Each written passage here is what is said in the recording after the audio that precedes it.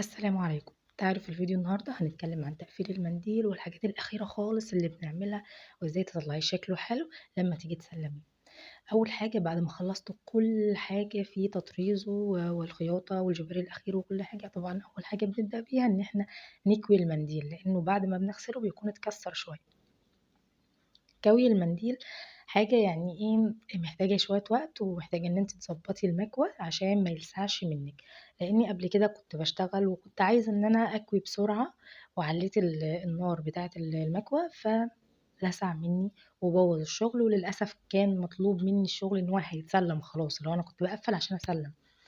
فانتي بالراحة خالص في المكوى، عارفة انه هياخد منك وقت بس اضمن من ان انتي تلسعي المنديل في اخر حاجة. بالراحة، يعني مثلا أنا كنت أهو هشد بس شوية في الحرارة وزودتها، لقيت إن هو كان هيبدأ إنه يلسع معايا الخط ده، طبعا يعني إيه، من الحرارة اللي هي الحاجات اللي بتكون في المكوى، فالحمد لله لحقتها. فانتي ما تزوديش الحرارة بتاعة المكوى جامد. عند بقى الأسامي والحاجات دي اعملي في خط واحد، يعني حطي المكوى واسحبيها في خط واحد بحيث إن هي تكوي مرة واحدة، ما تروحيش وتيجي علشان الحاجة ما تبصش أو الكرمشة تزيد، أو مثلا المكوى تبوظ حاجة في الغرز. فانتي اكوي بالراحة كده في اتجاه واحد، بلاش الحركة اللي هي دي، علشان ساعات القماش نفسه بيجي تحت بعضه وبيعمل كسرة كده بالمكوى، وللأسف ما بتطلعش بعدها، يعني تقعدي فترة طويلة انك تكوي فيها وما بتطلعش.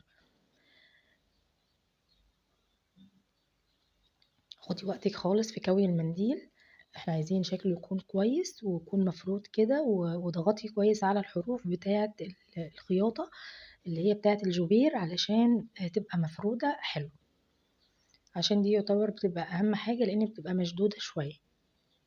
بس بعد ما بخلصه بقى واصوره وهو مكوي واخلص الصور اللي انا محتاجاها، هبدأ ان انا اطبقه تطبيقة كويسة عشان ادخله في الكيس. انا في المعتاد عندي بحب الحاجة تكون بسيطة خالص في التغليف بتاعها، فهطبقها اللي هو تكون انا محتاجة الجزء بتاع الرسمة بس اللي يظهر. بحب ان هو يعني يكون اكتر حاجة متركز عليها الرسمة اللي بتكون في وسط المنديل. هطبقه بقى اللي هو ايه، بالشكل اللي انتوا شايفينه دوت، بلم الاطراف بتاعته بس.